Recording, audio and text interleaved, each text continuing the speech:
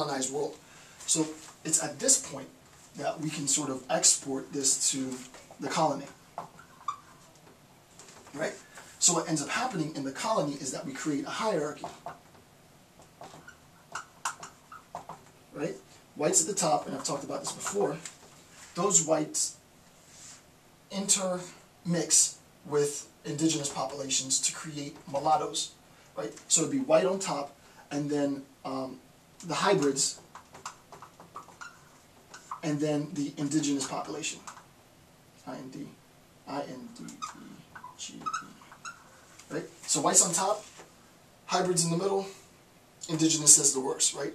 But the way that we were able to create hybrids was because whites, as a consequence, or those in power, the colonizer, interbred, for lack of a better word, with indigenous populations, right?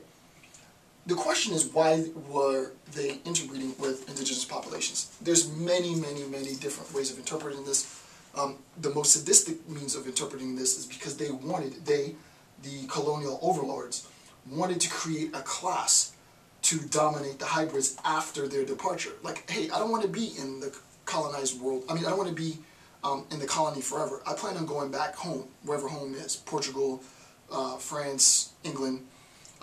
However, I want to maintain my power and my control over the indigenous population when I leave. So I'm going to take one for the team. Let's interbreed with the indigenous population, create literally a lighter population, browner, literally a lighter population, and give them the power. And say that in case of our absence, you're in control. But while we're here, you answer to us.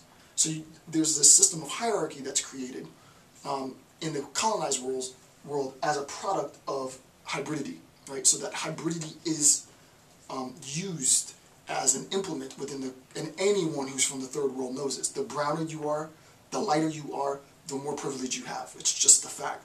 It doesn't really manifest as such like that in the States, per se, but in the colonial world it definitely does. I'm from the colonial world, so I know this to be the case. What post-colonial theory does is it is a recognition of this fact. We're calling you out.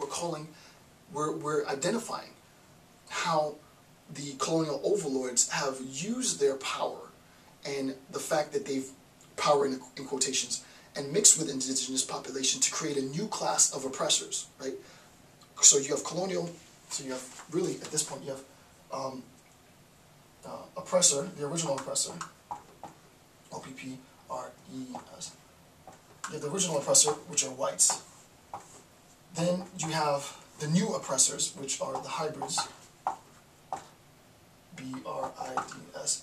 And then you have the indigenous population, which are the oppressed. This class was created, this class was literally created from the sexual exploitation of the indigenous class by the oppressor. And not only was the sexual exploitation of the indigenous class bad in itself, but the product of that sexual exploitation created a new class of oppression. Right? So it's a twofold oppression. Right? Initial class of oppressors come to the third world, colonize the third world, sexually exploit indigenous women. The offspring of those indigenous women create a new class of oppressors. How? Because this new class of oppressors is closer, more resembles the original oppressors than the indigenous class, and therefore, not only now are we existing with sexual oppression, but we're also creating a new generation of our own oppressors, a new class of oppressors. So the hybrid, that's one interpretation. The other interpretation, obviously, is a recognition that hybridity is, within the states more so, hybridity is, as I said, an increase in diversity. Diversity is a good thing. In the colonized world, it's different. It's not that it's better or worse, or one is a right interpretation or a wrong interpretation. It's both. It is both the case. Neither of them are mutually exclusive. That hybridity increases diversity, and the increase of diversity is a good thing. Hybridity is also used as a tool to create a new class of oppressors in colonial, in the colonial world. So what post-colonial theory does, it's a recognition of this twofold oppression in an attempt to empower the indigenous population, right? In an attempt to empower the indigenous population, and that's why I'm doing this. Okay, so the idea is that as we increase hybridity, not only are we going to increase diversity, but we decrease purity, right? With an increase, the argument is, and it's fallacious, but the argument is where there is an increase in hybridity, there is a decrease in purity, and you see how this purity is being diluted. Okay. Number 4, each progressive generation then of intermixed hybrids further weakens the quote-unquote purity of the white race or whatever the dominant class is, right? So H1 to H2, hybrid 1, the initial hybrid, and then the consequence of the interrelation between two hybrids, what I'm doing is I'm further weakening the strength of the initial homogeneous population. And you know, again, this is false, but this is the myth that has been told. In another series, I'll talk about Nietzsche and Nietzsche's account of myth and narrative, and the power of myth and the power of narrative. And basically, to be blunt, Nietzsche says the best storyteller wins. This is a pretty cool nursery rhyme that you tell to your kids, right? Oh, well, yeah, there's power in our blood, and we want to preserve the power in our blood. I mean, what does that even mean?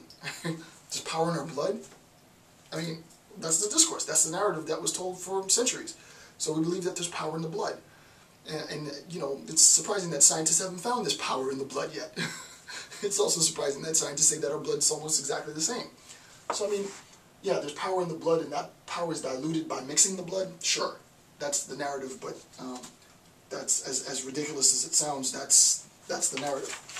So the question becomes, what are causes for heterogeneous populations? We recognize, though, first of all, that in talking about heterogeneous populations, there are variations in diversity, despite the fact that we are talking about heterogeneous populations. To be technical, you can have more and less diverse heterogeneous population.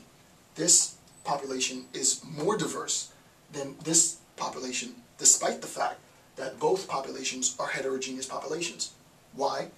This population, theoretically, is a representation of the cohabitation of two homogeneous populations, right? There hasn't been any intermixing, it's just a cohabitation, but the population becomes heterogeneous. This population is a representation of the original populations, but also the mixture of their cohabitation, right? Through miscegenation, right? Through this race mixing, which I hate the word anyway. But populations become heterogeneous because of a number of things. Dislocation, migration probably here, right? There was a point, maybe I lived over here, in another homogeneous population. Here is the population, and we sort of travel here, and you can imagine what happens. This state of affairs turns into this state of affairs. So through migration, right? Through migration, I arrive at this state of affairs, right? Interrelation, obviously, is going to dramatically transform the population. Urbanization, and so on, right? So there are many, many reasons that populations become heterogeneous rather than homogeneous. It isn't so much a problem in discussing the creation of a heterogeneous society, because especially within the 21st century in an era of globalization, heterogeneity is a given, right? Heterogeneity is a given. The problem is, and this is where I come in as a peacekeeper and a genocide scholar, the attempt to resort back to, right? The attempt to go from a very diverse, heterogeneous population to a homogeneous population. Because the only way to do this is to start killing people, right? Kill these people off, kill these people off, kill these people off, so that's all that's left is us, right? So this is where you can have sort of the theoretical interrelation between postcolonial theory and genocide scholarship, right? Genocide scholarship concerned with dehumanization and the intentful direct targeting of population for mass extermination, but all of that takes place and can take place and does take place within a broader discussion of postcolonial theory. Okay, so in the last series I talked about the role of segregation, but I wanted specifically to address this because I thought it was important, right? And it's the attempt to identify the concept, right? This is very important. The attempt to identify the concept of segregation as a defense of hybridity, right?